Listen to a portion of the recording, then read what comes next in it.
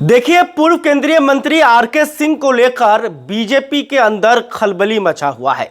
जिस तरह से आरके सिंह ने आरा में राजपूतों को लेकर बयान दिया और बीजेपी से बाकी तेवर दिखाए, जिसके बाद बिहार बीजेपी के प्रदेश अध्यक्ष दिलीप जायसवाल जो है वो भागे भागे आरके सिंह के पास पहुंचे। आरके सिंह से उनकी लंबी बातचीत हुई। खबर यह भी है कि आरके सिंह के सामने दिलीप जायसवाल ने जेपी नड्डा को फ़ोन किया और कहा कि आप राष्ट्रीय अध्यक्ष से बात कर लीजिए और आपकी जो नाराज़गी है उसे पार्टी दूर करेगी। तो देखिए, कुछ दिनों पहले आरके सिंह ने आरा में क्षत्रिय समाज को लेकर, राजपूत जाति को लेकर बड़ा बयान दिया था। उन्होंने कहा था कि बिहार बीजेपी के अंदर राजपूतों को सम्मान नहीं मिलता। बिहार बीजेपी का कोई अगर बड़ा कार्यक्रम होता है तो उस कार्यक्रम के मंच पर राजपूत नेता नहीं दिखाई देते। इसके अलावे आरके सिंह ने यह भी कहा कि देखिए, मैं पहले जाति की राजनीति नहीं करता था, लेकिन जिस तरह से बिहार के अंदर राजपूत जाति को सम्मान नहीं दिया जा रहा है और इस वजह से मुझे बोलना पड़ रहा है। साथ ही उन्होंने कहा कि हम किसी पार्टी से बंधे हुए नहीं हैं। जो पार्टी राजपूतों को सबसे अधिक भागीदारी देगी, यानी कि जो सबसे ज़्यादा विधानसभा चुनाव में टिकट देगी और जो ज़्यादा सम्मान देगी, हम उसके साथ में जाएंगे। और जैसे ही आरके सिंह का ये बयान आया, उसके बाद बिहार की सियासत में हलचल मच गया। दरअसल आरके सिंह जो है वो आरा के पूर्व सांसद हैं, पूर्व केंद्रीय मंत्री रह चुके हैं और प्रधानमंत्री नरेंद्र मोदी के साथ उन्होंने बहुत अच्छे तरह से कामकाज किया है और प्रधानमंत्री नरेंद्र मोदी भी आरके सिंह को एक ईमानदार नेता मानते हैं और आरके सिंह के काम से वो भी प्रभावित हुए थे। ऊर्जा विभाग में आरके सिंह ने जिस तरह से काम किया, अगले 50 सालों का रोडमैप उन्होंने जिस तरह से तैयार किया और भारत के सभी गाँवों में उन्होंने जिस तरह से बिजली पहुंचाई, तो आरके सिंह के कामकाज को लेकर जो है ना ही सिर्फ सत्ता पक्ष के नेता तारीफ करते हैं बल्कि विपक्ष के नेता भी तारीफ करते हैं। इसके अलावे आरके सिंह की जो छवि रही है वो ईमानदार छवि के रहे हैं, सख्त छवि के माने जाते हैं। और इस दौरान आरके सिंह ने जिस तरह से अपनी नाराज़गी जाहिर की, उसके बाद लगातार ये चर्चा होने लगी कि क्या आरके सिंह और पवन सिंह जो है एक साथ आ रहे हैं और बिहार में राजपूतों की नई पार्टी का क्या गठन होगा। तो देखिए, दिलीप जायसवाल और आरके सिंह के बीच तो बातचीत हुई, लेकिन उसका कोई नतीजा नहीं निकला है।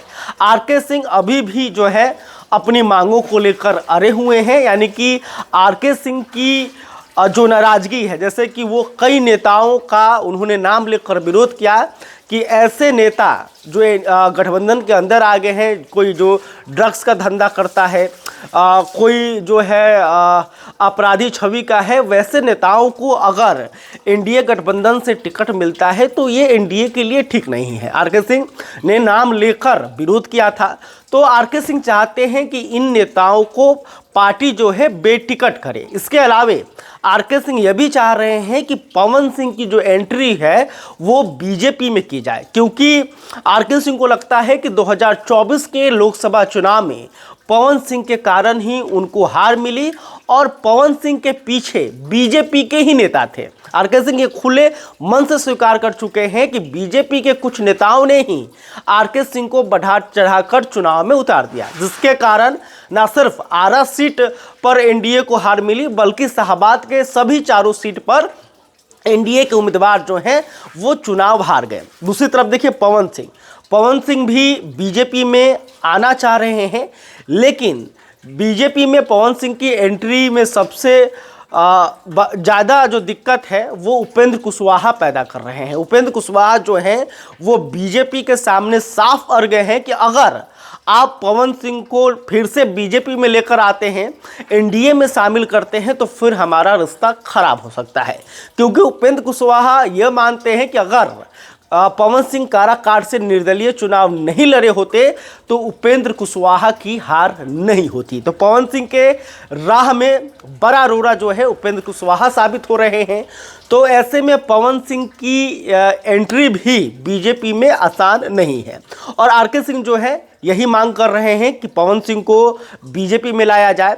इसके अलावा जो आरा के 4-5 नेता हैं जिन्होंने उनके खिलाफ साजिशें की थी, जिनकी छवि बेहतर नहीं है, उनको बीजेपी और एनडीए टिकट ना दे। इन्हीं मांगों को लेकर जो है आरके सिंह जो है वो दिलीप जायसवाल के सामने अड़े हुए हैं और दिलीप जायसवाल जो है वो काफ़ी चिंतित है क्योंकि आरके सिंह जिस तरह से काम करते हैं, जिस तरह की उनकी छवि रही है, एक समय था कि बिहार के मुख्यमंत्री के चेहरे के नाम पर भी आरके सिंह की चर्चा हो रही थी। अगर बिहार में बीजेपी की सरकार बनती है, अगर नीतीश कुमार जो है मुख्यमंत्री पद को छोड़ते हैं तो उन नामों में चर्चा हो रहा था जिसे बीजेपी जो है वो मुख्यमंत्री बना सकती है। तो उन नामों में आरके सिंह का भी नाम शामिल था।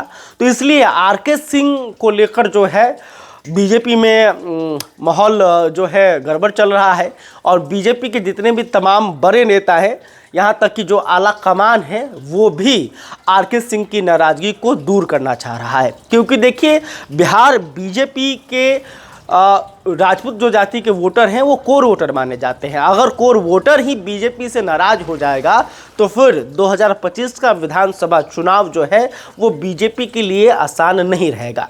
और आप देखिएगा कि सवर्णों में सबसे अधिक जो है बीजेपी के पास राजपूतों के ही विधायक है। करीब 19 जो राजपूत जाति के नेता हैं वो बीजेपी से विधायक है, यानी कि बीजेपी में राजपूतों की भागीदारी अधिक है, सबसे अधिक इनके पास सांसद है। इसके अलावे ये बढ़ चढ़ कर जो है बीजेपी को वोट करते हैं। तो जो बीजेपी है वो राजपूतों को नाराज करना नहीं चाह रही है और आरके सिंह की भी नाराजगी को दूर करने की कोशिश कर रही है। खैर, अभी तक आपने हमारे चैनल को सब्सक्राइब नहीं किया है तो तुरंत कर लें। इस खबर को लेकर आप क्या सोचते हैं कमेंट करके बताइएगा। वीडियो फेसबुक पर देख रहे हैं तो हमारे पेज को भी लाइक कर लें। बहुत बहुत धन्यवाद।